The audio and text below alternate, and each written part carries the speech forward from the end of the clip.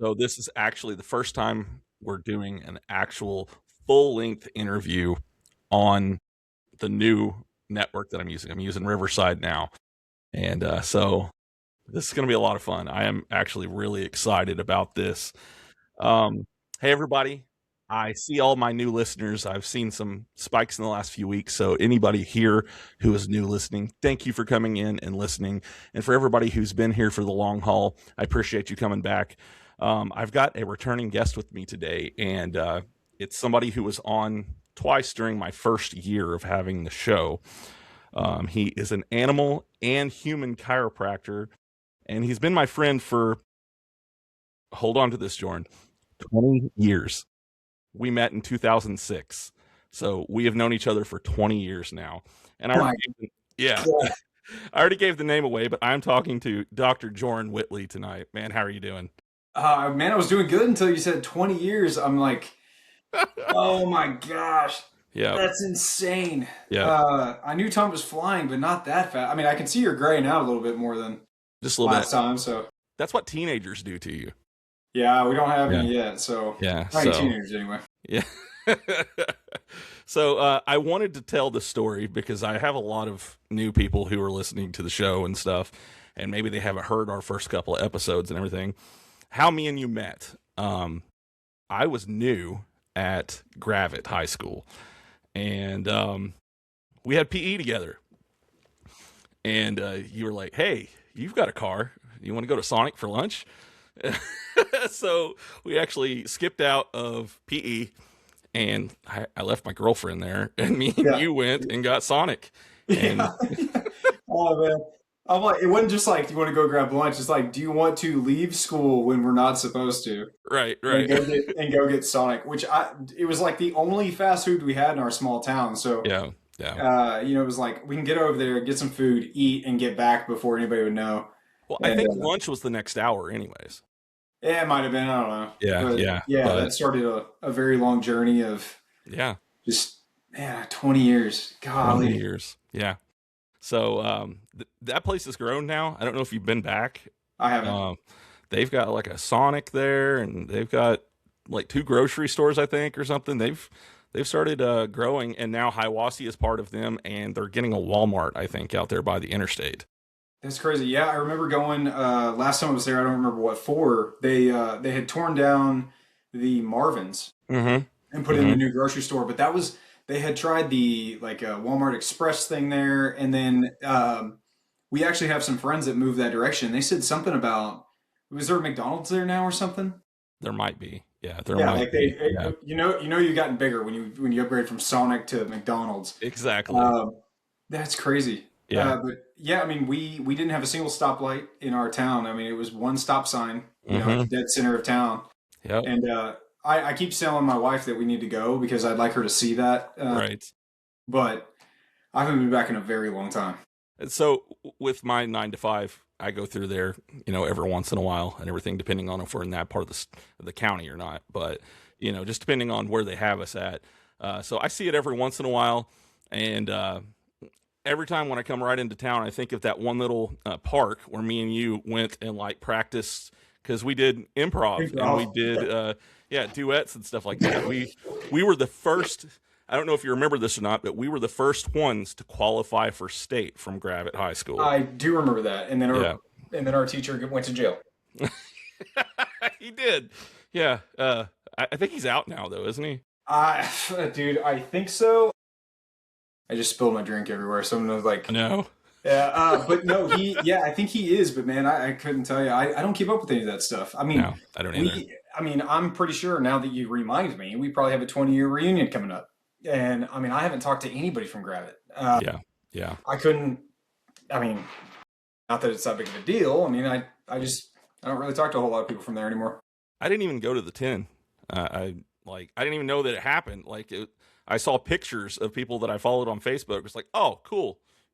Had no Yeah. idea that it even No, I mean, happened. I think you hung out with more people from our tri anyway, or not I tri, did. sorry, that's Yeah, Cairo School, our class. yeah, yeah, So, yeah, I mean, it's whatever. Time passed, and go to the 20. yeah, yeah. It should be coming up for you next year. Yeah, I know. Gosh. Oh, yeah. I know. So I'm gonna go in there and be like, "Who's this old man?" Because I just Yeah. aged so much. So I kind of want to jump into some of the things because you do a lot, and you're a very busy guy, and so kind of can you tell a little bit of like your credentials and stuff? That way, people know like your background and where you come from. Yeah, so whenever I graduated Gravitt, I went to Oklahoma State. I got my my bachelor's of science in biochemistry and molecular biology. I worked for the United States Department of Agriculture while I was in school. I also worked for the National Institute for Microbial Forensics and Food and Agricultural Biosecurity, NIMFAB. I Wow. know, right? Yeah. So working in the lab, and I would in one company, I was, for the USDA, I was genetically modifying plants to make them resistant to pesticides, but also changing them so they were more resilient. And then we'd ship them off to other countries to have them regrown, and did oil analysis and a bunch of other stuff. And then for NIMFAB, I was actually working with Dr. Francisco Ochoa Corona. I like to say his name, but he was doing like biosecurity type stuff. So like when a virus comes into the United States and like infects an entire group of plants or an entire section of livestock, basically NIMFAB would go in, find out where the virus was, and then do eradication if needed. But then like trace it back to its origin. So like we'd find a virus, and then through genomic blasting, we would dissect this virus down into its genome, and then figure out from there where it came from. Really cool stuff. But then after college, I was like, I want to go. I had the option like I can go be a doctor. But because of my family history stuff, and which you know about with my sister and all that, I was like, I don't really want to be involved in that. So I was like, you know what? I think I'm going to go the route of more science based, work in a lab, Hmm. doing biochemical weapons stuff or something. And so I had my heart set on this one company that was doing biochemical weapon type stuff, and which is kind of a weird thing, either help people or create some sort of wicked weapon thing. Right. It Right. goes back to the movie The Rock, with Nicolas Cage and all that. Yeah. He was Yeah. a biochemist. Okay. So, Okay. Yeah. from there, I ended up, I was waiting on that company to get a hold of me, and I fell back to concrete. So, my grandpa owned that concrete company in Tulsa. So, I went back to work in concrete. And during that time, I ended up getting hurt. And I had to go to a chiropractor, and I was like, man, I don't know about this. And so, anyway, I get hurt, find chiropractic, fall in love with it. So then I graduated from Parker University in 2016 with my degree in Doctor of Chiropractic, right? So doctorate in chiropractic. And then I also did my animal cert. So I'm also a certified animal chiropractor as well. So I think that covers my actual, like legit, certifications, doctorate, and all that stuff. And Right. then, man, I've done everything under the sun since then. So.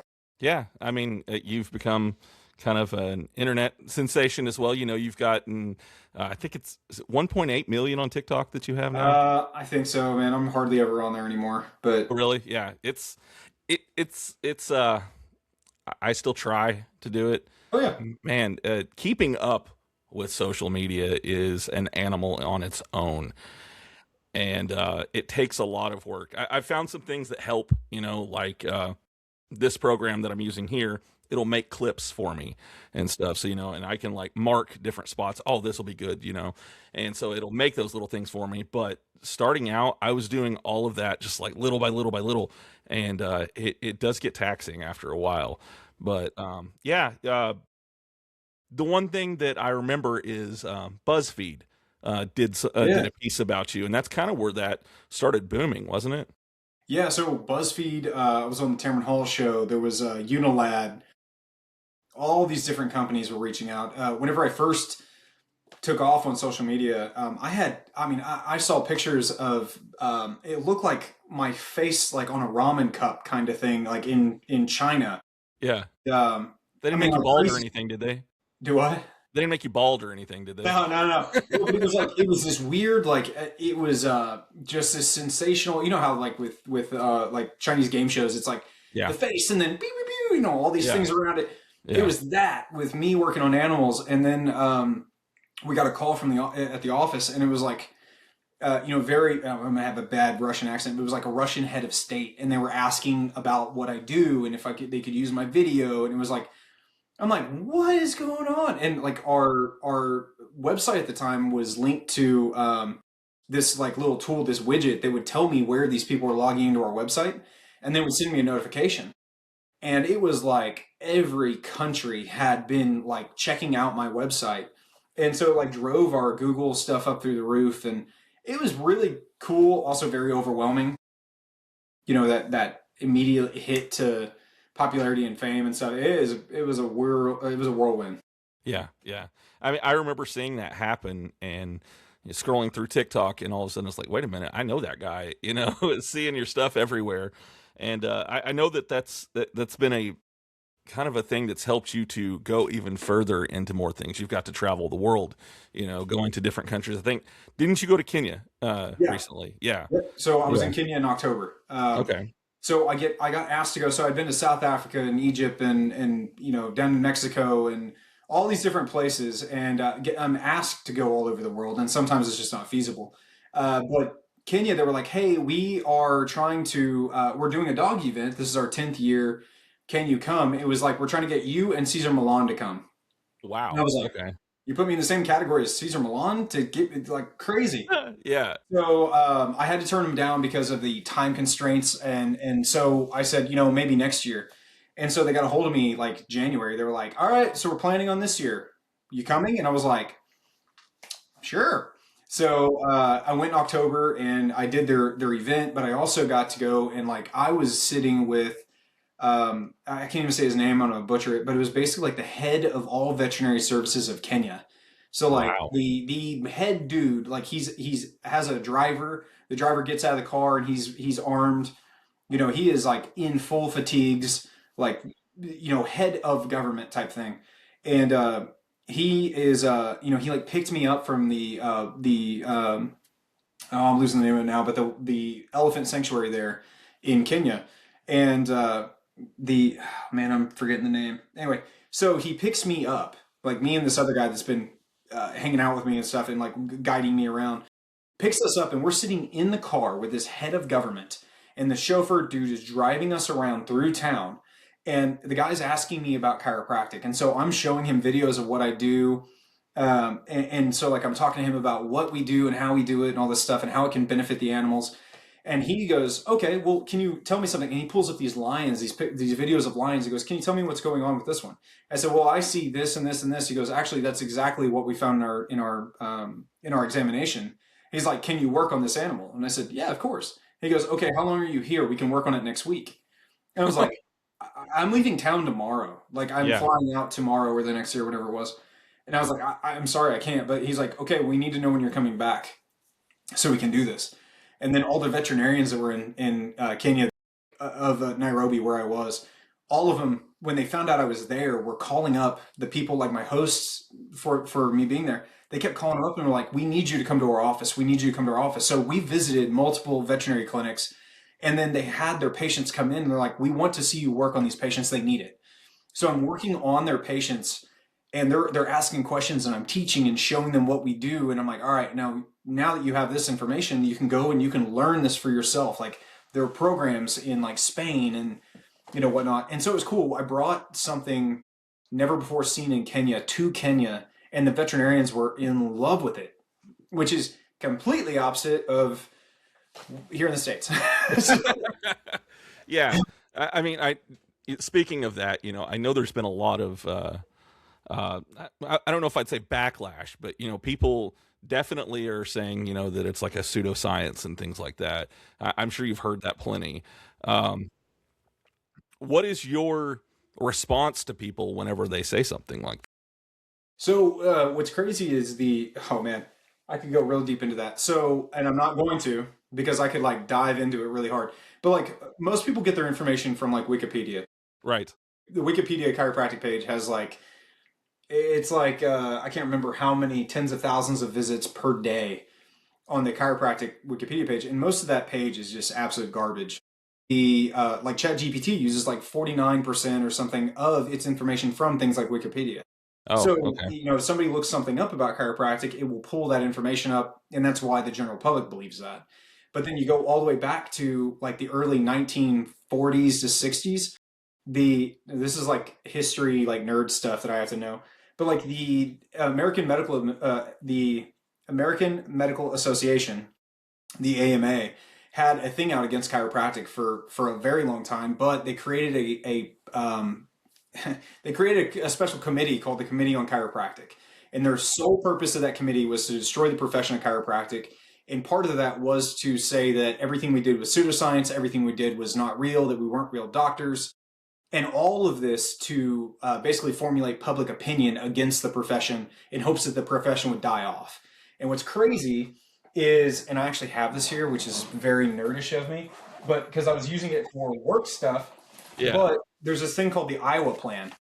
I actually have a copy of it, which is insane because it's actually stamped by the AMA, and like I mean, it's like actually stamped. I can't hardly see it, but it's actually stamped by the AMA. So it's like this entire plan right here was the how to destroy the profession of chiropractic. And they put, what's crazy is they put like anti-chiropractic educational systems into schools, like public schools. They said that any doctor working with a chiropractor would lose their license. Any hospital working with chiropractors for radiographs, like X-rays, would lose their accreditation. So it was like this whole plan to like destroy the profession, and then it went all the way up through the '80s, where it was like an actual boycott. And I mean, there's some sick stuff in here, but all of it was based around the concept that back then they thought the spine did nothing more than house the spinal cord. That's before they knew about proprioceptors and mechanoreceptors and all of these things. They thought that the spine had, and it's in there. They said the spine has no value, has no therapeutic value. The only thing it does is house the spinal cord. So that was the whole premise behind why they thought chiropractors were pseudoscientific. And then they made up a bunch of other fun crap about our profession that is just not true. Yeah, yeah. The AMA had a lot of reach back then, so I mean, a lot of people still believe that concept, and we just roll with it. And my typical response is, well, it's not, and it's not pseudoscientific. And we have patients get well every single day. We have dogs that are scheduled to be euthanized that are walking again and get years back with their owners. That's good. So, yeah. Well, and the thing is like you said, you have testimony of that. And I remember something that you told me the last time you were on the show, and it's animals. They're not going to make something up. If they're feeling better, you will see that they're feeling better, and so that's kind of more of a testimony than some people even, because for sure they can't tell you how they're feeling. They can't voice that. And so you being able to look at them and see what's wrong and fix that, and you see them walking out, having one of your videos, where you fix their hips, and then you see them walking out of the clinic and stuff, that says a lot more than, somebody writing something on paper. For sure. Oh yeah. I mean, every day, I mean, we have my favorite, and this is kind of sad, but like my favorite is whenever, like if a patient brings a dog in and they're crying because they think they're gonna have to euthanize, and then several visits later they're crying because they're like, thank you so much for this, for like giving me time back with my animal. We see that every single week, which is the sad part, but the great part is how well they get. And like what's cool is it's not just about my office, it's about like the concept of chiropractic, animal chiropractic. If more people are learning this, then more animals and more people are getting benefit from it. Right. But there is we're battling also social media. Now that's part of the reason why I haven't been on social media, is because there's just so much negativity around it. And people making a living by creating videos trashing on the profession. They get a ton of views. Mm-hmm. And it's this whole group of people that absolutely hate our profession are just gathering together. And typically, without social media, you don't see that kind of stuff. They're off in hidden areas, and now they're just right in your face. You're scrolling, and it's another anti-chiropractic video. It's a kind of disheartening. But I mean, the results speak for themselves. Yeah, for sure. And I mean, there have been people who have made those videos, and the thing is we all know this negativity. Everybody's going to jump on that. For sure. Some reason, bad news sells. And so that's what people are going to go towards and, try to start an argument. They're always looking for an argument somewhere out there. Yeah. So, I get it. I try to stay away from a lot of social media. Mostly what I do, I'll post something for this, and then I'm off. I'm done, because otherwise you're going to end up finding something that's going to make you mad. And instead of getting on there and arguing with somebody, I just be an adult, get off there. Yeah. Yeah. Yeah. I mean, I will say social media has been kind of cool lately because you know how everything listens all the time, and my Right. algorithm now is all this stuff about babies and Yeah. these Yeah. sad, like these beautiful, sad videos of like the dad walking with his daughter, and they round a corner, and then it's the transition of her walking down the aisle, that Yeah. kind of stuff. Yeah. And that I'm seeing a lot more of that, so that's very positive. Yeah. But yeah, I mean, social media itself, like there are times where I'm just like, man, if we had a power outage that just knocked this stuff out, Yeah. the world might be a better place. Uh, For sure. but it is what it is right now. So So you brought something up there, and I did want to talk about it for a second, because you're joining the best hood there is, and that's fatherhood, and congratulations on that. thank you, Um, sir. it's an exciting time. Yeah, it's exciting and scary. Yeah, yeah. What's crazy? Did I ever tell you the story about how my wife told me I was going skydiving? No, uh-uh. Okay, so to make a very long story short, she had like intentionally picked a fight with me a little bit, and All so like right. I'm laying in bed and I'm like I've already showered, I'm about to go to bed, and she comes out and she's got to go brush her teeth or shower or something, and she's like, "Hey, I have to talk with you. We have to have a talk. Like, don't go to bed yet." And I was like, "Oh man, like I just want to go to bed." And she's like, "You can't go to bed." So I'm sitting in bed and I'm just waiting and waiting. And so I lay down and she's like, "No, you need to sit up for this." And I was like, "What? What is it? Like what's going on?" And she goes, "You're jumping out of a plane tomorrow." And I was like, "I'm sorry, what?" She says, "You're going skydiving tomorrow. Good night." And then she passes out and I'm going, what's happening? So I Yeah. wake up the next day, and sure enough, it was like, get ready, you're going skydiving. And so I guess I had said, like, if anybody's interested in going, I'd go anytime. Yeah. And so she, told a neighbor that. And so his son and I went skydiving that day. It was like a fear, but like I was totally cool going all the way up. I was like, I'm skydiving. It's like no big deal. Go all the way up and everything's fine. The door opens. I'm like, whatever. And they're like, okay, sit up on my lap so I can strap you in. And then it was like, Yeah. go skydiving, go skydiving. It was like, all right, let's just do this. So like we go over the edge, and he's like, you ready? I'm like, let's go. And we go for it. This is a completely different kind of like excitement, fear, like what to expect, what's gonna happen, what are we even doing? Like what? Right. Am I prepared for this? It's Yeah, totally different, it and is. it's cool though because I bought like a man. I about said man purse. That's wrong. Diaper bag. Okay. I Yeah. bought a Yeah. diaper bag. But it Yeah. was like my wife has been really cool about being like, hey, look, I bought gender neutral diaper bag so you can take it with you. That way it doesn't look girly.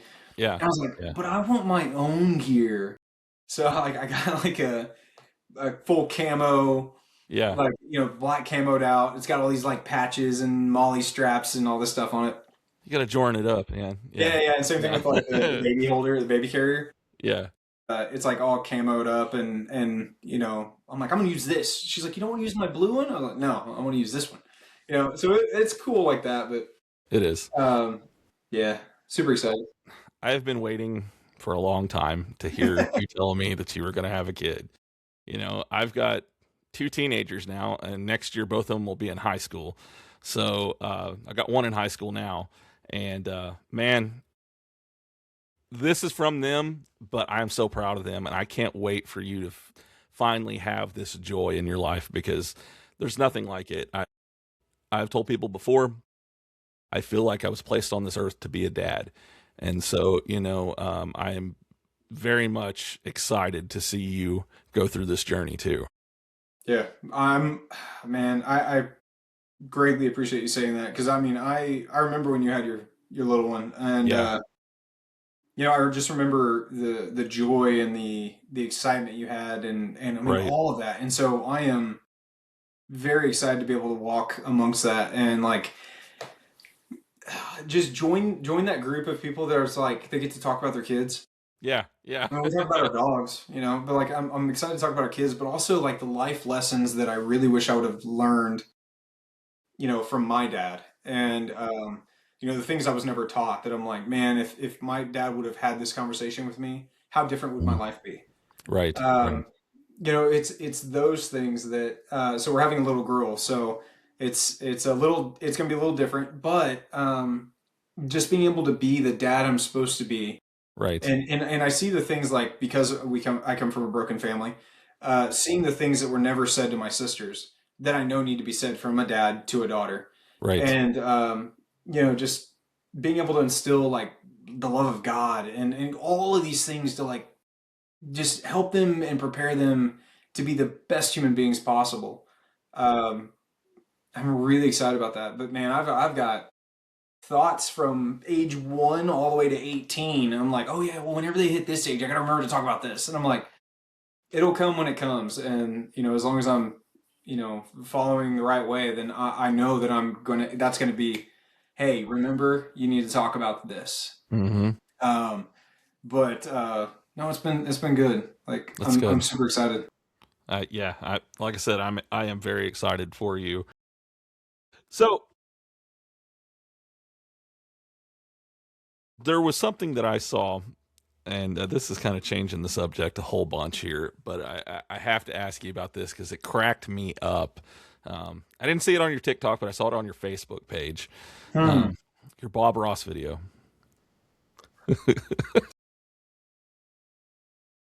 Okay. Yep. Yeah, yeah. Let's talk Yeah. about that because that was hilarious. That was a good one. So It threw me off too because I'm scrolled through and it's chiropractic videos and stuff like that, and you're talking about all these things, and all of a sudden you're like painting. I'm like, oh, he's taking up painting, and boom, Bob Ross. yeah, no, and what's funny is I actually have that picture like right here. Do you? Yeah, so man, so every year for Halloween, like I didn't do this as a kid, but like for my dogs, every year for Christmas or for Halloween for the office, like I would try to do something. And Mm-hmm. so I like one year I tried to do anything that involved like a beard because I didn't Yeah. want to shave my beard off, so I was trying to find like a Right. bearded, costume. So like one year I did Tom Hanks from Castaway. So I grew Okay. my beard out like really big and fluffed it all up and got it all matted. And I actually have my Wilson ball in here somewhere. Like I created a Wilson ball. Like I went and bought a ball that was they already have the Wilson ball with a hand on it, like Yeah. already. Yeah. But Yeah. I cut it exactly like it is in the movie, and I stuffed Wow. it full of hair and sewed it and all this stuff. And then I did Jumanji. So it was Robin Williams from Jumanji, and so big beard. And I went to Lowe's that night. It's always I have to create the costume the night before. Okay. I have to have like that pressure, and then I create something kind of cool. But I went to I went to Lowe's and I bought a plant that was on like sale because it's October, so they're like, "Hey, we need to get rid of these." And I chopped all the leaves off of it, and I created like this thing, and I had a Jumanji box, and I put a speaker in it and was playing. It's Well, the drums all day. yeah, drums all day, Yeah. and I've done Yeah. the lumberjack and all that. But this time, I was like, you know what? I think I could do Bob Ross. Well, I was like, well, I always create my costume, and me wearing a blue shirt, and or whatever color, a blue shirt, and then doing this stuff. I'm like, it'd be cool, but like, I need something. So I was like, you know what? Like, maybe I should paint like Bob Ross did. And I was like, oh, I'll Yeah. try it. I've never painted before. Yeah. So I go to Hobby Lobby and get all the stuff, and I sit in front of a Bob Ross video inside my shop, and it wasn't it was a person that was doing something like Bob Ross. It wasn't actually a Bob Ross video. But anyway, I'm sitting there and I'm trying to paint, and I'm like, dude, this is horrible. Like, I suck at this. This is terrible. Yeah. I'm trying to like I'm like, they make it look so easy, and I'm trying to figure it all out. And I finally get done with it, and I'm like, man, like, I'm not really excited about it. Like, I'm not super happy about it. Well, my wife comes out and she goes, what are you doing? And I was like, because she had no idea. I was like, I'm preparing my costume. She's like, who painted this? I did. She's like, holy crap, this is actually really good. Yeah. So like, I brought it to the office, and also what I didn't know is that oil paints, they don't dry overnight. They No. take a very long Days. time. Yes. So I'm gonna grab this thing just because it's. You're good. But yeah, this was my first painting. That's really good, dude. That is really good. Yeah. I'm like, I could take up painting. I'm not going to. I was like, Sell some that's Joren kind of, originals. yeah, I'll just Yeah. make some originals. Yeah. But there's so much to it that I had no clue. I mean, like, they make it look so easy, and it's not. It's very difficult and frustrating. But I'm happy with it. Anyway, yeah. So that was my Bob Ross costume, and I took it to the office. People are like, "Did you paint that?" Yeah. Like, holy crap! So it was cool. Yeah, you got the happy little trees, Yeah, Yeah, yeah. It was that's what in the video. Like yeah, I had yeah. already I was trying not to touch it because it's so wet. Right.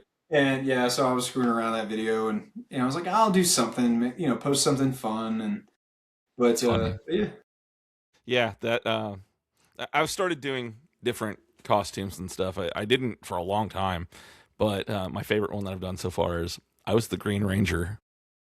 there you So go. yeah, I found like the whole thing. I'm actually planning on buying like an actual helmet to go with it and everything Pretty because the one cool. that they gave me is like Velcros like to it Yeah, like that, and so I was yeah. like, that sucks, but I'm gonna do it.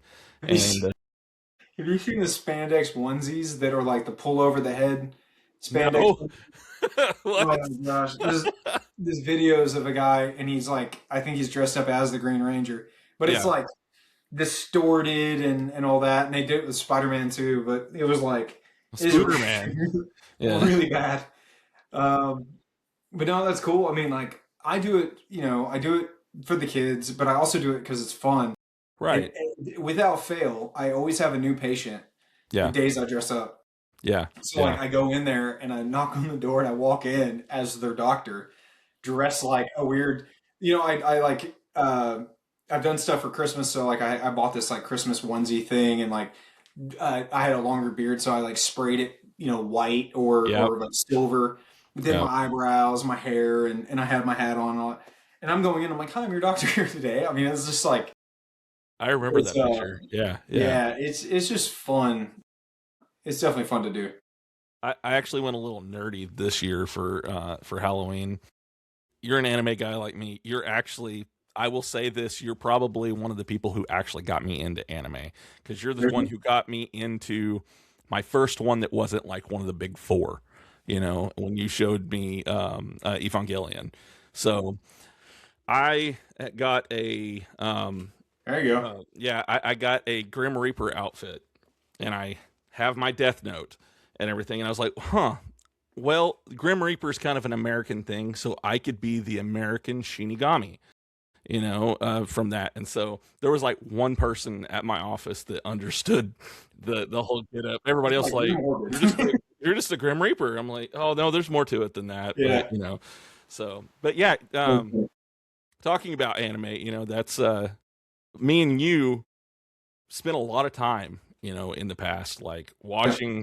watching that. You had all of the DVDs and stuff for it, and so that's where I really first started watching it. But it, anime has become a big part. I mean, I've had quite a few different anime guests on this show, and all of that started kind of because you kind of introduced me to it.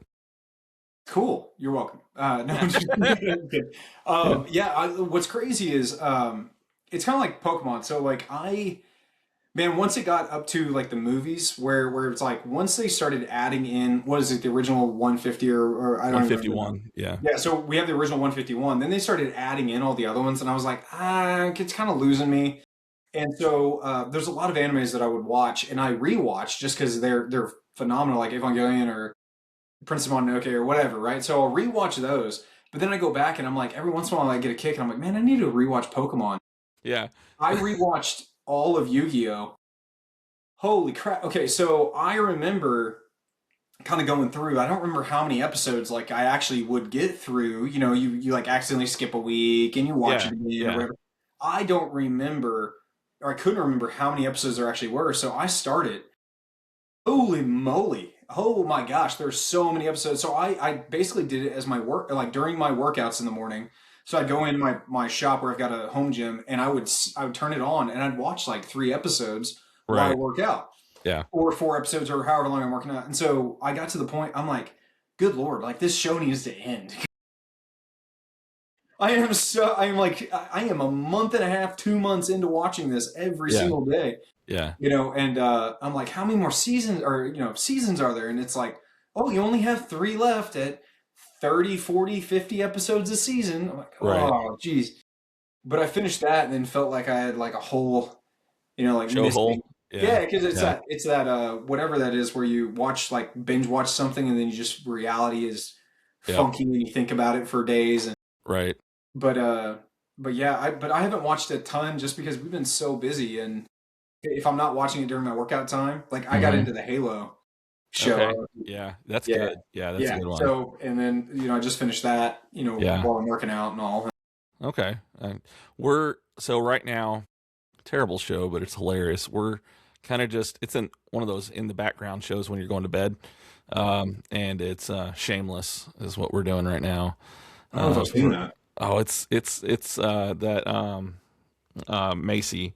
What's his name? I can't think of his name right now. But yeah, it's a dysfunctional family where the dad's a drug addict, alcoholic on the south side of Chicago. Okay. Yeah, that's the best premise I can give you. Is this family? It's terrible, but it makes you feel like, oh, okay, so I'm not so bad. Normal. Yeah, Yeah, I'm yeah. normal. So Oh, normal. yeah. No, that's cool. When it came to Yu-Gi-Oh, did you do the other iterations like the 5Ds and the GT or GX or No, any of those? No. no Okay. way. You'd still No, be no, no. watching it. One because I feel like once they jump to a new one, if it doesn't have like a good premise, especially when you spend so much time with these main characters, and then you jump into another show that has the same name, but it's like completely different characters. Again, like the Pokemon thing. It's like, okay, well, Ash and all them are gone because they're adults now and they don't play with Pokemon. And then look at all these other people. And I'm like, I don't care about them. I invested so much time with these group of people that I can't, my mind doesn't let me enjoy Gotcha. those other ones. Yeah. And that's kind of sad. But it's the same thing with Gundam Wing. Like I can Yeah. watch Gundam Wing Yeah. because that's what I watch, but I can't go back and watch any of the other reiterations Yeah. because I can't connect like I did with whenever I was a kid to these original, Right. this original group. And so, Stuff we had on Toonami. yeah, exactly. Yeah, Yeah. anything on Toonami, dude. I think we talked about this last time, but I really want them to bring back Reboot. Yeah. I Okay. think it was Reboot, wasn't it? Where it was like they were like inside a computer. Yeah. Where it was like I think so. Yeah. I have to go back and look. I I think it don't. was Reboot. They were like, they would like all show up at the diner, but it was all like digital. Everything was digital. Yeah. It was like Yeah. stuff like that. Like I wish they would bring that stuff back. I did watch Samurai Jack. Like I rewatched Yeah. Samurai Jack. Samurai Jack was good. I need to watch. I keep thinking I'm gonna go back and watch like Tenchi Muyo and all that. But I really wish they'd come out with a channel, and they may already have it. But like the Toonami, like bringing back, like okay, you start the channel, and it Yeah. starts Toonami in the very beginning.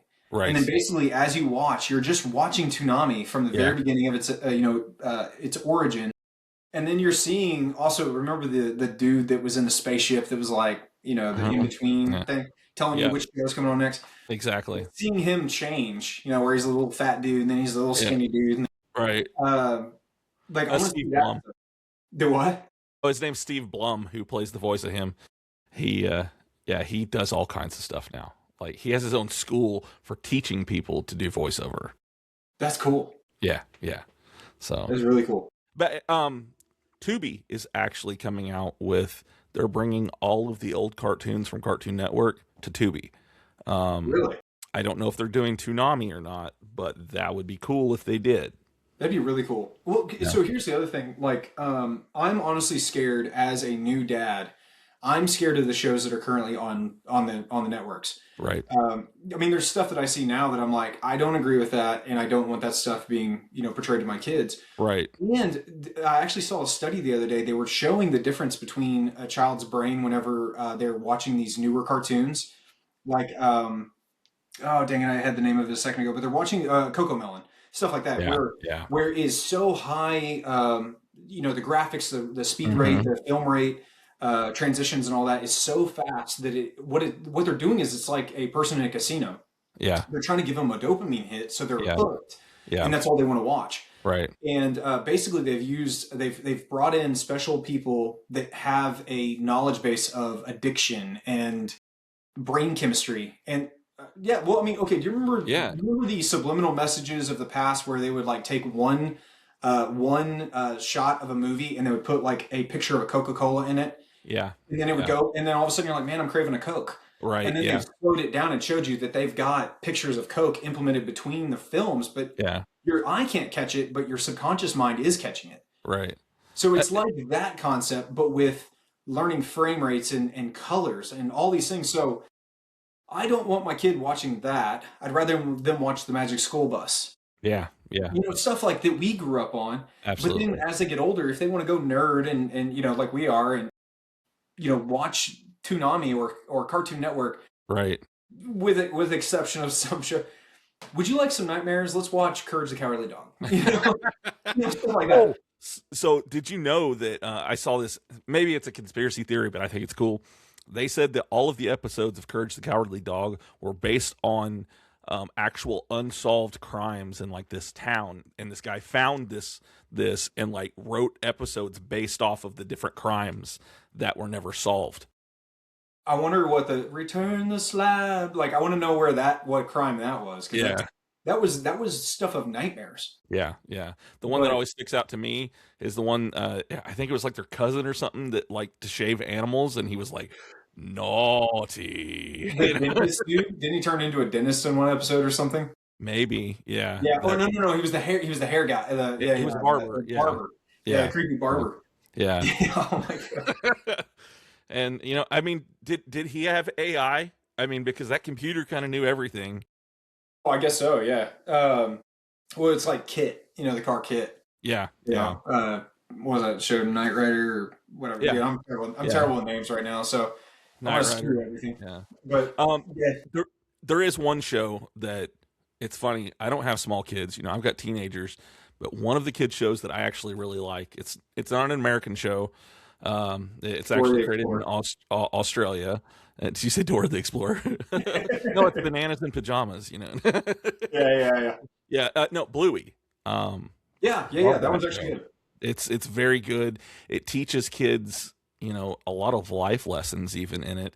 And it's funny, so we like to leave the TV on for the dogs, when we Yeah, leave the yeah, yeah. house and everything. And sometimes we'll put Bluey on, and then I've caught myself come home and then not turn off the TV, and Bluey's still playing, and I'm just sitting there watching it, Yeah, because it has a lot of good lessons in for it. sure. So yeah, And that's in that study they were talking about, they were saying that shows like Bluey are actually low frame rate, fantastic for kids to watch, and it's got good messages. But it's very like life. It's real life. It's yes, like because their humor over there is completely different than ours. So they are, like you catch it where the dog is like cussing, but he's not yeah, cussing. right, And yeah, it's yeah, that. It's like real, and we can relate to it in a completely mhm, different way as adults. But right, yeah, that's really cool. That was a good one. yeah, yeah. Um, we're like approved. Approved. Yes. But Dad there, approved. yeah, but Yeah. there are things like the same thing with like iPads. Like I don't necessarily want. Yeah, I remember. Shoot, this was probably almost 10 years ago when they came out with like, okay, all kids are using iPads now, and they were talking about the just the education system with that, and like the retention rate. And dude, Hmm. in my office, I realize how much I'm touching my face right now. In You're my good. office, I have patients come in that are young, right? So we've got 12-year-olds, 13-year-olds, whatever. Their cervical curves on their X-rays are reversed. They're Really? spending so much time like this that their Yeah. curve is reversing to adapt to what they do all day.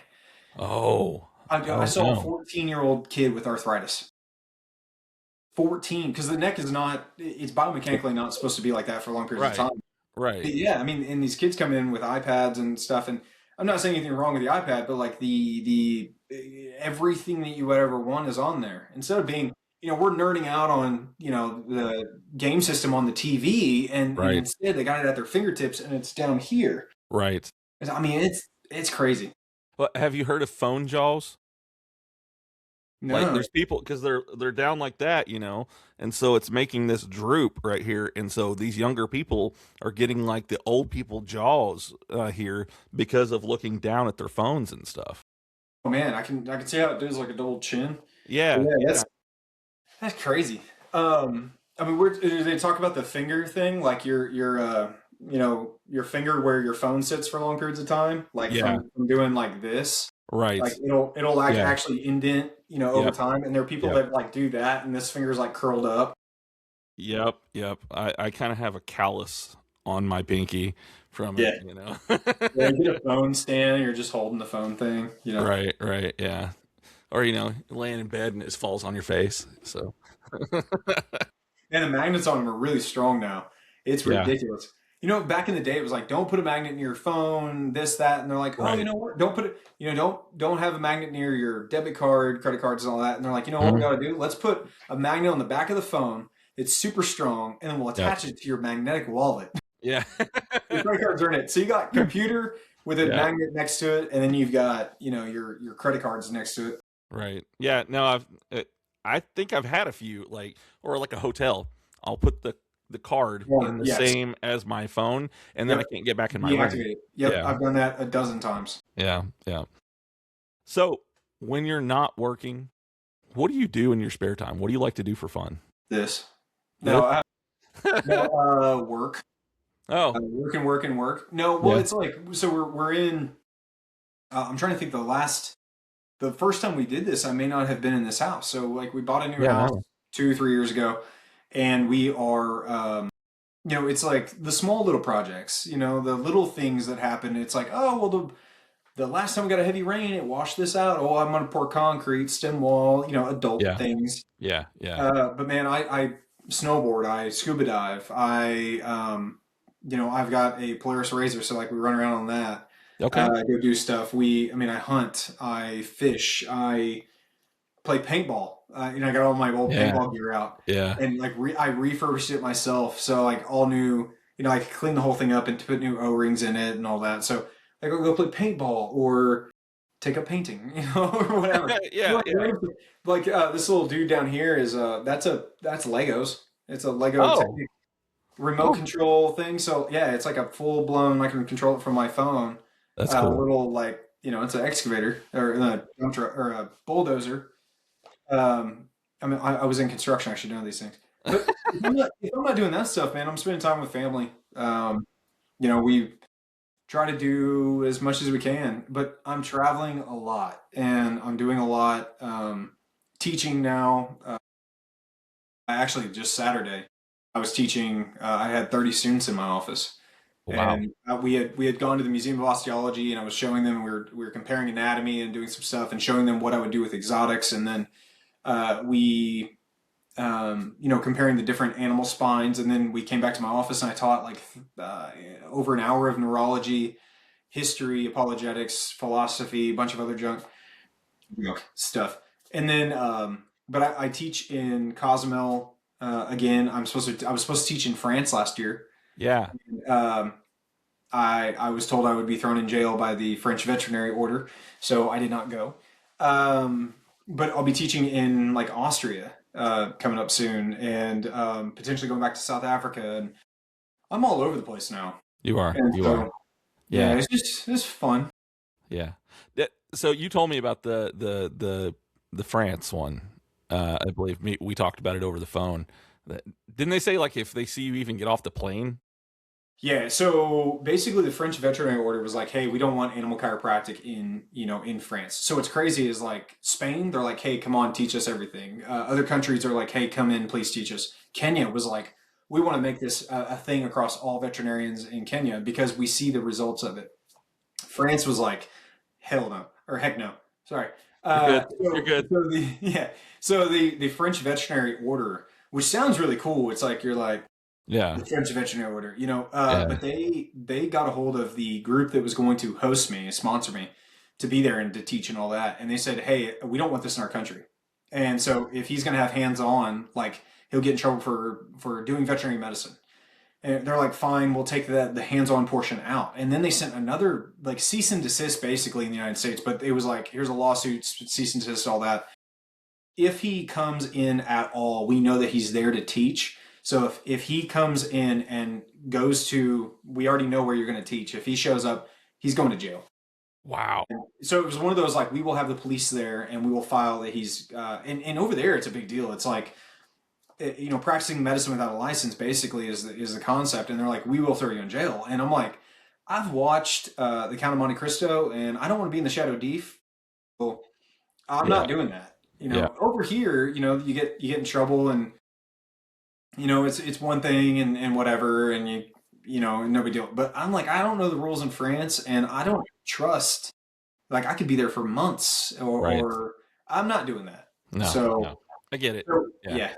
Yeah. So we're not doing that. But they said that the group that originally wanted me to teach, they were like, "Hey, we're just going to do it, but we're going to do it in Switzerland or in Germany or somewhere else, and then we can teach, and you can do all the things, and we can't do the portion inside of the museum in Paris that we were Yeah. originally going to do, but That would like have been everything cool. else, we can do everything else. Yeah. So we'll get around to doing it eventually. Yeah.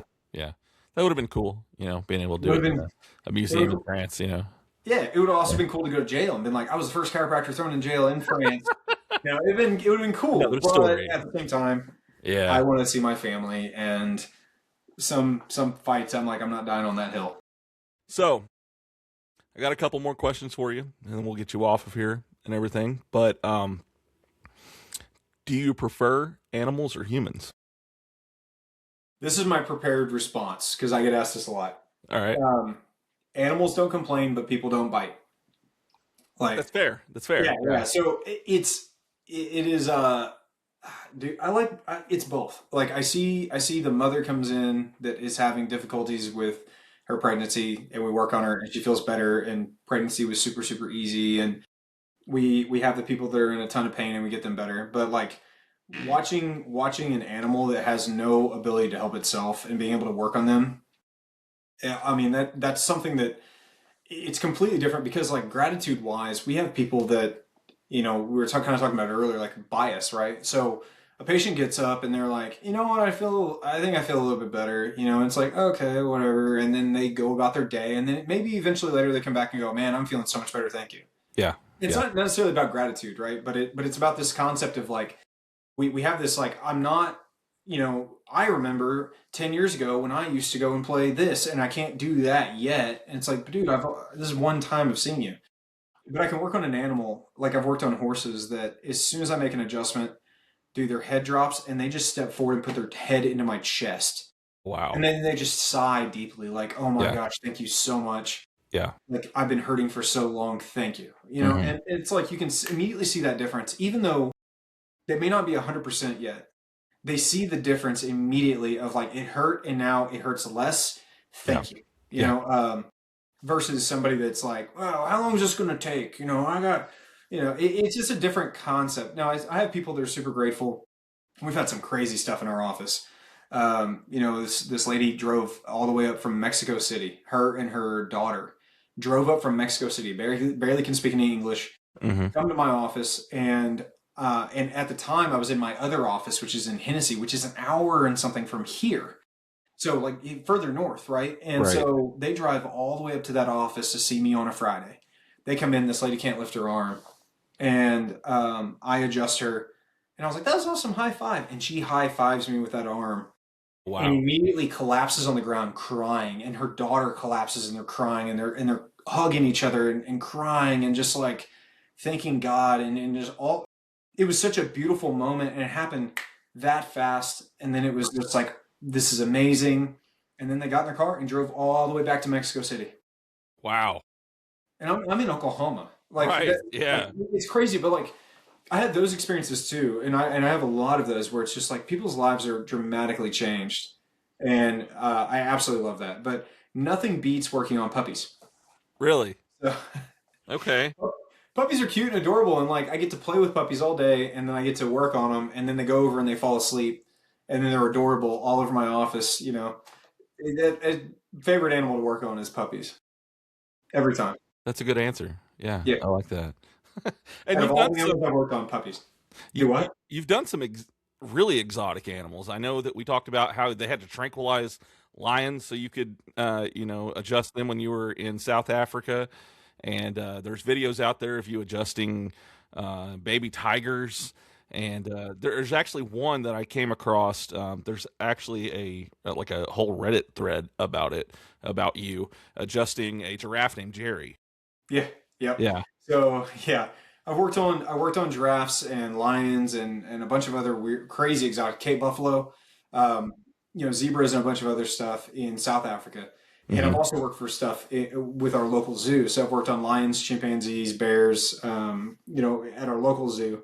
And then yes, we have a private owner in Oklahoma that has a giraffe named Jerry, and it's one of those things which really cool. Whenever I say private owner, people kind of freak out. One, private owner means you have to have enough money to have a facility and buy a Right. giraffe and all that. Right. But it's cool because some of these people are, and I say some, a lot of them are doing work that most people won't do. So like if you look at the zoos, they have this concept of like we put them on concrete and then we leave them alone because they're wild animals. Whereas these private owners are going, what is the best substrate for their foot health? Do they need to have foot trimmings? How often should I get their dental done? How often are we doing this? Are we doing this appropriately and that appropriately? And they are actually paving the way and changing how the zoos are even taking care of their animals.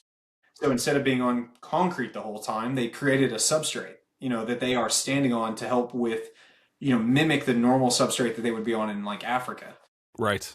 So Yeah. it's really cool how this group is working towards helping change the welfare of animals, like in I hate saying in captivity, but it is in captivity, in Right. enclosure, in with host parents. Yeah. Yeah. Yes, it's like I'm trying to find the best way because people get really ticked off about that kind of stuff. But They do. Yeah. um, it's really cool seeing that. But like it's allowed me, man. I've worked on some really cool stuff. I've worked on rattlesnakes. I've worked on boas. I've worked on bearcats. I've Have only you worked turned on a down. snake? Yeah. So I've worked on rattlesnakes, boas. I got asked to work on a king cobra. I've only turned Oh, down two animals ever, and one yeah. was a king cobra because Yeah. I was like, I'm not. The reality of me getting bit and not walking away from this is really high, and the other one was a porcupine because like, getting my hand down to get to its spine is right where these quills are going to stab me in the arm. I'm like, I'm Right. not.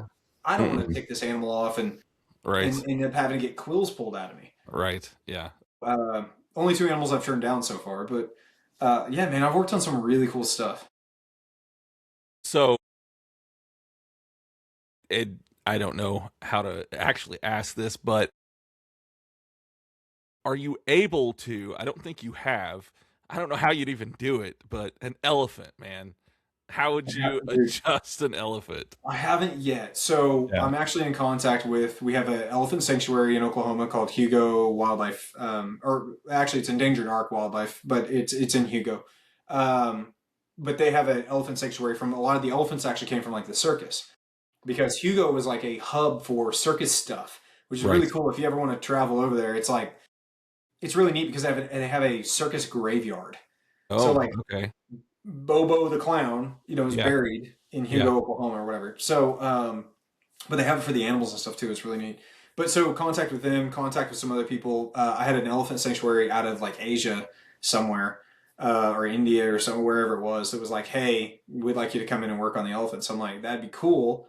Um, Sheldrick actually was the one in Kenya. They were interested in me working with their elephants. And then I was supposed to work on an elephant in South Africa, because of how things worked out, we just didn't end up getting to do it. But the answer is no. I haven't done it yet. But I'm like, I know how. Yeah. Yeah. It's it's getting there. It's getting to that point of like when I work with exotics, man, I got to worry about the owner caretaker relationship, and I'm working on their baby, right? Right. So Right. I have to create that awareness and understanding with the owners of like, I promise I'm not doing anything crazy. I promise that I'm going to help your animal. It has, I'm not going to injure your, you know, 18-ton giraffe or elephant, or whatever it is. Yeah. Right? Yeah. Yeah, it's just, yeah, it's just crazy. So would it be like the activator? Would it be like a jackhammer kind of, Yeah, no, Yeah. no, no. It's crazy. So I didn't think I'd use like I'm a nerd and all that, but like I didn't realize how much physics I would use in what I do. But like you go back to force generation and momentum and force equals mass times acceleration. So I have to be, my mass doesn't increase. So I have to put in my weight to it, but I also have to be quick like Bruce Lee, Right. creating that force momentum with that like 1 inch punch or his 3 inch punch, where you have to learn how to relax and then create a ton of force all at one time in a very short moment. And through that, you can get things to move. I mean, I worked on a Cape Buffalo, like massive animal. Yeah, yeah. So I could definitely do it. It's just leverage and it's all physics. Right, right. You are in Oklahoma. There is a very popular person came out around COVID with his story um, that is in Oklahoma, and I didn't know. Did you ever have like in your world? Did his name come up? Talking about Tiger King, because Oh he yeah. had his animal sanctuary there. Um, did you Yeah. ever have any dealings with him at all? Oh, do you want that story? I kind of do. Yeah. Okay. Okay. So this is a little bit long one. It involves the FBI and a bunch of other stuff, and I can talk about this now. Okay. So yeah, so I actually was asked to go there to work on one of his tigers, and that's actually the video of me, the baby tiger. Like I worked on it. So my other buddy, Tell from uh, college, was a game warden at the time. And anyway, I don't know any of the backstory of all this stuff. I just know I'm going to see Joe Exotic, and work on his tigers. So I go in, and Joe comes out, and he's like, "All right, so if you don't get this tiger fixed up, I'm just gonna have to take it out back and shoot it." One of those. And I was Oh, like, yeah. "Okay, well, there's some pressure." Yeah. So I go to work on the tiger, and I do my stuff, and he comes out, or I come out, and he's like, "All right, so what do you think?" He's like, "What do you think?" That kind of thing. And I was like, "Hey, like I've done as much as I can, but there's actually nerve damage from this, this, and this." And he's like, "Okay, well, I got something else for you to look at." So he takes me out behind. This guy's got like a pistol on his side. I carry it. I'm not worried, but like he's got a pistol on his side. He's walking around his game park or whatever. And he takes me around the back, and they have two forklifts, and they've got a fire hose wrapped around both sides, and they are suspending a cow. And they've got this cow is just dangling legs and stuff, and I'm like, what is going on? And they said, well, this cow was stuck in a mud pit. We are trying to get it to where it can walk again. So here's the deal: is all the food donated to that place was either from, as you watched in the show, it's going to be donated from delis, from supermarkets, that kind of stuff, and Yeah. it's basically garbage. Right. But every once in a while, like a cow will go down or something, and that is food. Well, this cow specifically, they were like, well, we're going to get him standing. That way he's up and walking and stuff and eating. And then we're going to butcher him and feed it to the lions or the tigers. Okay. And so, but they had their camera crews there. And so they're filming, right? And Yeah. they're like Yeah. filming, them being nice to these animals and trying to get this cow walking again. So he pulls me into that. And so, I talk, try to give him some pointers on here, we can do this to help his leg, whatever. And I was like, hey, I need to get out of here. I don't want to end up on your show. I leave, and I'm like, oh man, I was like, who would think this story is crazy is my buddy Tell. So I call Tell, and I'm like, hey man, what's going on? He's like, and I tell him the story, and he's like, you did what? And I said, yeah, man, it was crazy. And he's like, okay, cool. So I don't think anything about it. A couple days later, he gives me a call, and it's I'm like, what's up, Tell? And he's like, hey, Dr. Whitley, can you meet me at this location at this time on this day? And I'm like, what? And he's like, Dr. Whitley, can you meet me at this? He's like, just tell me you can meet me. And I was like, Hmm. yes, I can meet you at that place at that time, and then, so I show up, and he gets out, and he's in his full game warden gear, and this dude steps out of this doorway, and he's like, Dr. Whitley, I'd like you to meet Special Agent blah blah with the FBI. And I was like, what? And so I'm like, what's happening? And Yeah. so he goes, you're not in any trouble. We just want to talk to you. And Tell was like, it's fine. Don't just go. So then they fill me in that they have been surveilling Joe this entire time, like for murder for hire and all these other things. But they started with him selling tigers. So basically, they put a baby tiger in a suitcase, and then they would take the tiger to Vegas or something, and then they would bring it up to a hotel room, bring in a bunch of ladies of the night, and then they would do deals on buying exotic wildlife. Wow. There's like all of this stuff, right? So I'm learning all this cool stuff.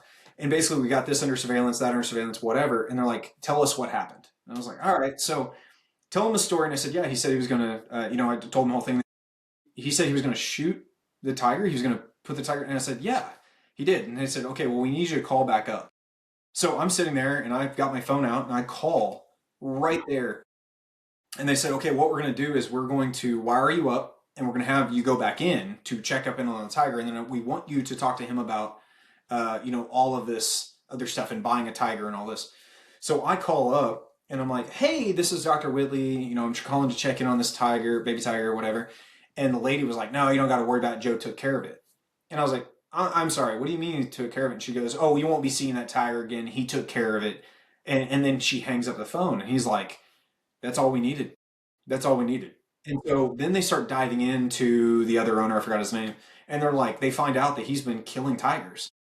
So he had a pit of tigers that he, when they needed more room, or whatever, then they would just kill one and bring the new one in, the younger one. And yeah, he'd been doing it for a while. So anyway, my buddy Tell is like on this case and is actually one that helped him put him away and Yeah. crazy stuff. Yeah. But so nobody knows this story. I don't tell anybody. I'm like trying to keep it secret, and so we are. It's wedding time, and my buddy Tell stands up, and he tells my entire family and Laurel's entire family, like because they're giving speeches. I'm just like, oh, Yeah. by the way, you probably didn't know that Jordan was my confidant or not confidant, but our what do they call it? Basically, like worked with us on an FBI case, blah blah Right. blah. Yeah. My family, everybody just looks at me like, what? And I'm like, Hey guys. what's happening? But yeah, so I did come in contact. But what that did do though is that whole Joe Exotic thing put a big damper on relationships and trust. So now everybody is very, very like they're very protective now over anything that happens at their facilities. So the zoo is like, hey, with all of the stuff going on, we're gonna have to cut our relationship with you right now because we can't have anybody that is not personnel on staff anywhere near these animals because of this whole thing that happened with him, and people are up in arms about it. And so yeah, so anyway, it created some issues with me and relationships with like the zoo or local safaris or whatever. And so those things are just now coming back, like those relationships are just now back on the mends because they're like, okay, we can start trusting people, Right. that kind of thing. So Wow. yeah, Wow. crazy. I've never even heard this story, off of camera. Yeah, This is yeah, something. So wow. Yeah. That's. I always wondered, because same. Oklahoma. yeah. I mean, Okay. it's, it's like an hour and a half from here. Okay. Okay. Hour and a half, hour 45.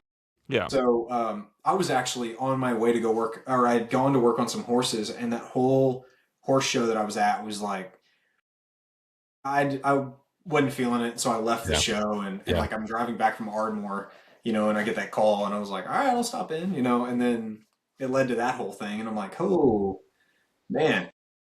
But it's really crazy seeing like if you watch the show, you're watching it from this angle.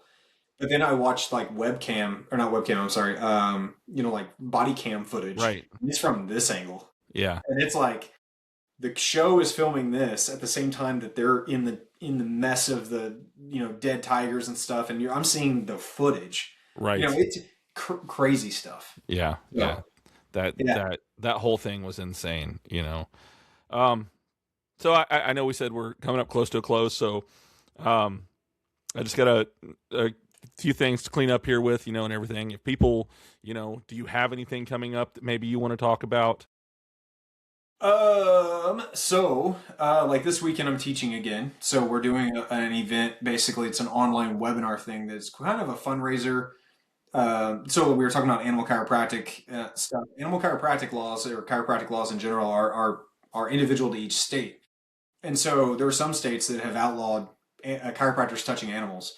And so with that, like the animal chiropractic program is a combination of veterinarians and chiropractors. The veterinarians are learning how to adjust, learning philosophy of chiropractic, learning why we do what we do, how to spot the things we do, learn to palpate like we do, and adjust. Mm-hmm. The chiropractor is learning the animal spine and adapting what we already do with people to the animal spine, but also learning diseases and things to watch for that are specific to the animal. And so, but in some states, they've said chiropractors are not allowed to touch animals. Only veterinarians can do animal chiropractic. And so it's like if you ask me to teach you something, so I teach you, and then you outlaw my ability to even do the thing I just taught you. Um, And so anyway, every state's laws are different. So this thing is really about raising funds for the legal battles that are going to ensue, and changing law and all that stuff. But that's going on this weekend. I don't even know the link for it, so I can't give that. But that's pretty cool. Watch for that, or you can watch it afterwards, right? Kind of thing. Other than that, man, it's basically just teaching engagement type stuff I'll be doing. At one point, we were slated for a TV show. It was greenlit by Animal Planet, and then the powers that be called Disney came in, bought the company, changed stuff around, dropped the show and all that. Which, looking back on, was probably a godsend. Like I don't know how I could have done it, and all the other stuff, and all the other crazy with my sister, and Right. all that stuff happening too. Like Yeah. I don't know how I would have been able to do it. Right. Yeah. But no, I don't have a ton going on. Um, Especially like nothing really cool and crazy right now. And Yeah. kid. That's pretty cool and crazy. Yeah. Yeah. Which it's probably not going to be. I'm probably going to be one of those parents that does not show my kid on social media, I get that. just because of the ability of AI and all that stuff. Now I'm like, Yeah. I'm not even going Yeah. there. Yeah. So I was kind of like that at first, and then they were like, "I want to be on the show." And I was like, Oh yeah, "Oh." yeah, So I actually did a full episode with them, to where they just talked about what was going on in the world, and a few times they've talked about wanting to come back and everything, but I don't really do that too much. People know who I am, and stuff, so it's easy to find out there. But I mean, but I don't do that with my kids a lot, and I made it to where they were able to make the decision that they wanted to talk on the show or something like that, yeah, yeah. and that was before I did video even. So it was just an audio episode. Yeah. Yeah, it's Yeah. it's a scary world out there, and you've got to protect them. Yeah, and it's just I mean I follow a lot of people that like they've got their kids but they put the Yep. face over theirs and stuff like Right. that. Right. I see that kind of stuff, and I'm like, okay, well, like, but yeah, it's just crazy. I mean, especially with the things that are going on in the world right now. Like, I don't trust a lot of it. Yeah. I Yeah. mean, we're actually talking about homeschooling just because of the things that are being done, said. We're in Oklahoma, and so we don't have to worry about too much craziness happen, but stuff still happens. It does. Yep. It's a totally different world from when you and I were in school. Yeah. God, we're old just saying that, but 20 it is. years ago. Yeah, Sorry. yeah, Yeah. yeah, I Yeah. know, I know. It's nuts, man. Yeah. But yeah, It's crazy. it But I is a mean, different world. I mean, I was talking to Connor tonight about it, and I was like, "Oh, well, wait till you have to have a full-time job," because he's like, "I don't want to go to school tomorrow," and I was like, "Oh, you're fine," and he's like, yeah, "It's different," and it really is in a lot of ways. There's a lot of things that they have now that we didn't have. I mean, we have flip phones. oh, They yeah, got smartphones now. They've got everything, and so it's a completely different world. But we've like I said, you got to protect them.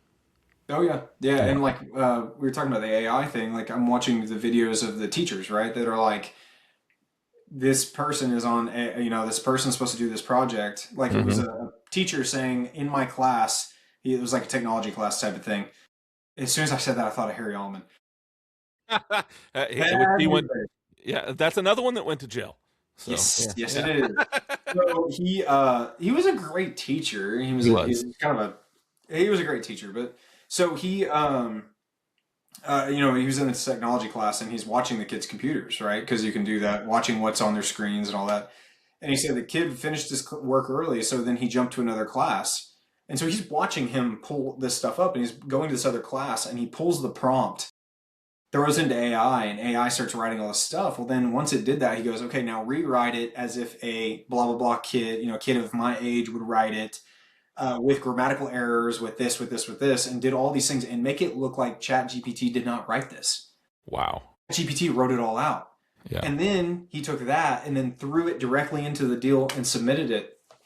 And so what's crazy is the teacher goes, hey, what I saw what you did. But what was the prompt of the assignment? Because the prompt of the assignment, you might even want to know that if you're not, Right.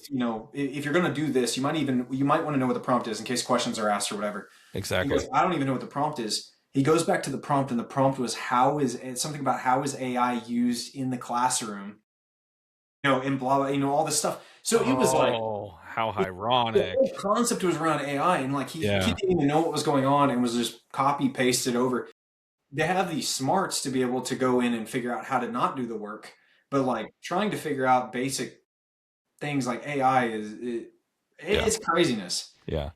Well, Uh, they do say that technology is making us dumber, and they actually have studies showing that if you can look it up, your brain won't retain it any longer because it's like, oh, I've got somewhere else that it's being stored, like an exactly. external storage container, Well, or something like there's that. there's a difficulty between that. Like they talk about like AI, like how much water, electricity it uses, and all that stuff. But that's actually not even the point I was going to make. The Henry Ford was talking about, I don't have to be the second person, or I don't have to be the smartest person in the room. I will have somebody else that has that knowledge.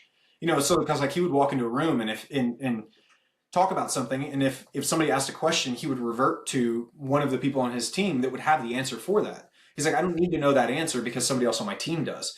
But now we've got that team on our phone. But the problem is, it's like we have offloaded everything to that. And so they were saying this newest generation is dumber than the previous generation before them, which is unheard of. Because Yeah. every lineage down in history, the next generation is always smarter than the prior. And they're Right. saying this newest generation is dumber than its prior generation because of how much they use social media, or not social media. Well, it could be social media, but they're using the internet, AI, stuff like that for basic tasks. Right. Yeah. I saw a video of this guy using Google. It was a video on social media, and they're talking about something, and he's like, "Dude, blah blah blah." He goes, "No, man, just Google it." So he pulls up Google, or he pulls up Chrome. He pulls the bars Google. He types in Google.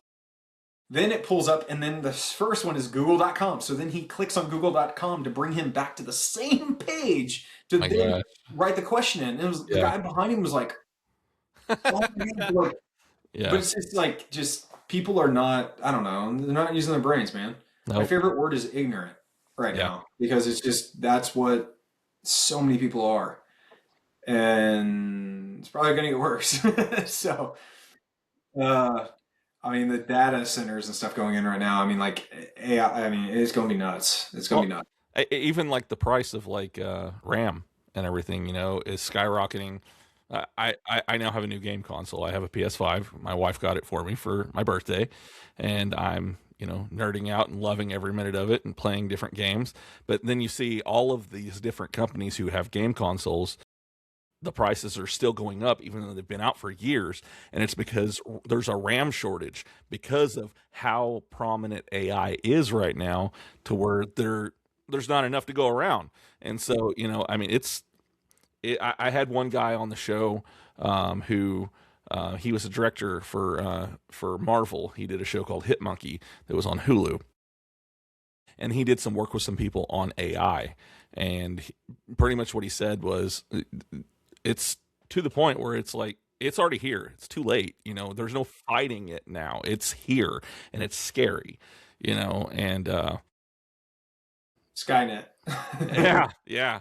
Yeah. Well, I mean, what was that? Something I saw the other day. I actually put a GIF of like a T800 in there. Yeah. Yeah. So, but yeah, it's like, wait, did you guys not watch those movies? Did you?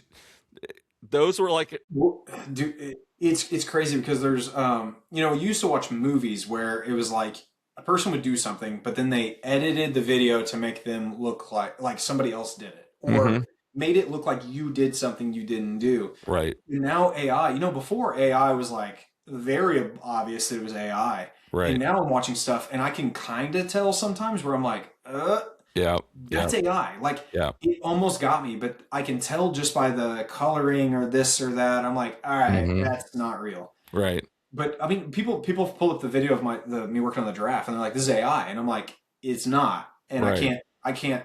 The only way I can prove it is to show picture, video, right. all this stuff, or take you there. Yeah, I don't know how come any over other here. way. Yeah, Yeah. So, but it's like it it is here, and it is it's insane. And as you were saying, like the RAM shortage and everything else, I need I've had an Xbox S for a long time, and I'm like, all right, it might be time. It takes like 5, 10 minutes to start up now, Oh, and I bought it back when 2020 or 2016 yeah. when I graduated Cairo school. It was like my gift to myself, like I'm gonna buy this and play video games with my friends. And now I'm like, man, like I can't. It's like, oh, I'm sorry, you can't even look at the preview for this game because your system is so old. And I'm like, man, I don't want to spend the money on a new one though. Yeah. It's No, like they're we insane. use it mostly for streaming. I'll play video Hmm. games every once in a while, but I use it for streaming. But I did go buy a Nintendo Switch 2 because I was like, Yeah. man, I wanted to play like the new Metroid Prime and all that. And so, uh, Yeah. but Nothing like I did buy the that. GameCube But one. do what? It's nothing like the GameCube one that we grew up with. No. Is it? I haven't played it, so uh, Yes, and the one that I also no. okay, the one that I was kind of looking forward to is the Donkey Kong game. Which the Bonanza or the other one? Wait, they already have more than one for? I think so. Like I bought Oh, the Bonanza one.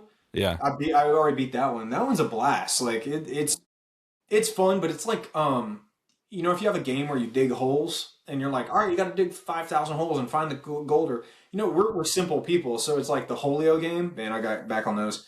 Like oh you can play on yeah, your phone. Like I love that because it's like, all right, go eat all this stuff and do it the amount of time. On the Bonanza thing, you're like breaking stuff in order to get certain coins and stuff, but it goes back to what I was talking about with kids. Like we yeah, know how to create that dopamine hit, right, so you're like searching for stuff and doing things.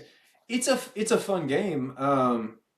But yeah, I mean they got some decent games on them now. But also when we were kids, man, we had the midnight releases and we'd be up forever and we'd look forward to a game, and now it's like every person is creating a game. So it's like, which of the 18,000 games do you want to play on Nintendo Switch 2? right, I'm like, right. how about we go back to having 10? Come out where you're like Yeah, super excited about, like, I'm like, all right, announce a Zelda just so I have something to look forward to, yeah, or announce yeah. something cool so I have something to look forward to. Oh yeah. Well, But that's the reason why I got my Switch was because of I wanted to play. They remastered uh one of the ones that was on Game Boy that I played like all the time, which and I was one? like, It remastered yeah, a lot, and that's why I asked. yeah. It's man, I can't even think of which one it was.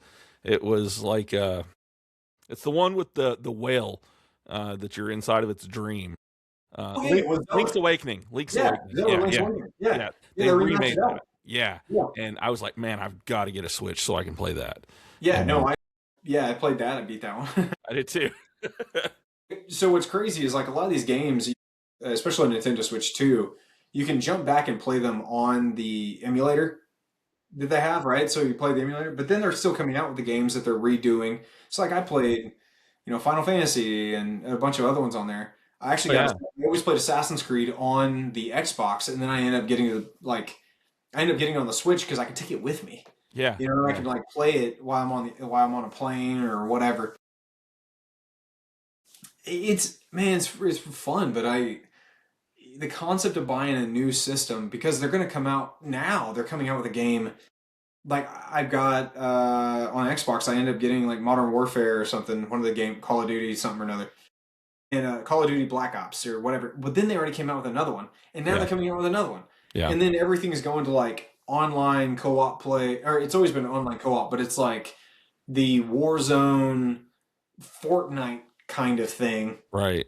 Yeah. So it's like, and it's just now it's like everything requires a DLC. Hmm. It's, oh, would you like the game? Well, you can play it for about 5 minutes, and then you got to buy a DLC package. It's like, Yeah, yeah. I will say I've really gotten into. I play Fortnite like a lot. yeah, Oh yeah, I've had yeah. my thing since July, and I think I've put like 140 hours on Oh Fortnite. no, It's I can't. I actually, so I get on Black Ops and I play zombies. yeah, yeah, So I've gotten through all the zombie things, but or almost all of them, and like I'll get on there and play that. But I don't know, it's just something different out of the ordinary. My downtime, I get to hang out and chill, and every once in a while. my whole reason for starting to play Fortnite is because they had Power Ranger skins, and There you so go. I That only cost $24.99. It's one of those things too. It's like you don't play a game and like get like you don't earn. Yeah. You know, like it used to be a cool thing. It's like, oh, that one's got the gold skin. They had to kill this many people or whatever, you Right. know, on Modern Right. Warfare or Right. Call of Duty. But now Yeah. it's like you just buy whatever Yeah. you want. It's pay I to want play. that cool gun. Yeah. Yeah. It's all pay to play. Yeah. Yeah, exactly. And Yeah. I hate that. I'm like, man, if I want that, I go to the arcade or the casino or something. I'm not gonna Right. go, you know, pay to play on these basic things. But I mean, even on like simple stuff, Assassin's Creed, for example, it's like, would you like a cooler outfit? Yeah. Just pay this money. And I'm like, no, I'm not doing that. Yeah.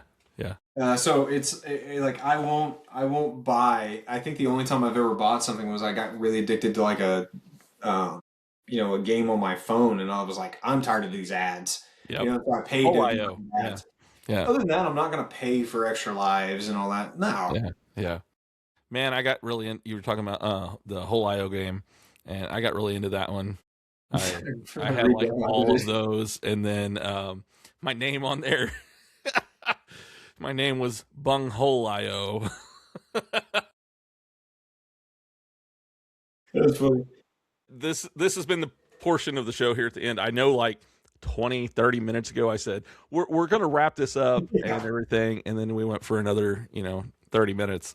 Yeah. Everything. But if people want to follow you and what you do, how can they do that?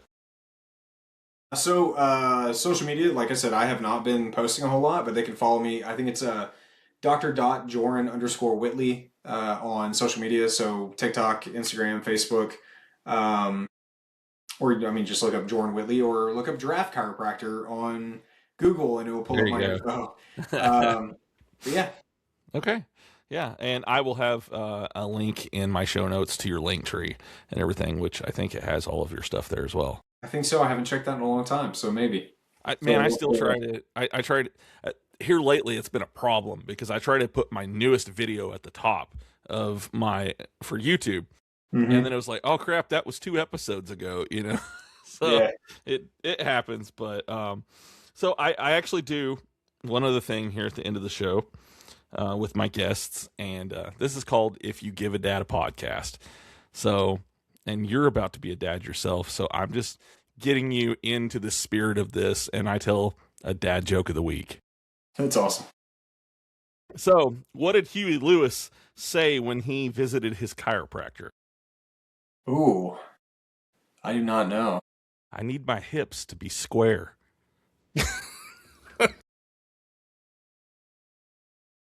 This is the first chiropractic joke I've heard in a long time. That's awesome. Yeah. Very corny, but very awesome. Hey, dad jokes have to be corny. That's the Man, best part about it. I follow the you know, like where they like blot their heads out with the alien picture. Yeah. Have you ever followed those guys? Oh yeah, yeah. Oh man, some of the stuff they say, I'm like, oh my god. There's some pretty funny ones. There's the three guys that are in like a duck blind. Yes, Tell I them love to. those Those are two. good. Yeah, Yeah. So my wife has bought me 2 dad joke books now. oh yeah, Like for Christmas in my stocking, I'll have one in there. So that's it's good awesome. stuff. But Joren, thank you so much for coming on the show. It's been a Of course, while, man. and we're gonna have to, get together and do something. And Yeah, I think we've been saying that for plenty of years. Yeah. we have. So we're gonna end this recording here now. We're gonna say bye, but I'll talk to you for a few more minutes after this. All right, sounds like a plan. All right, man.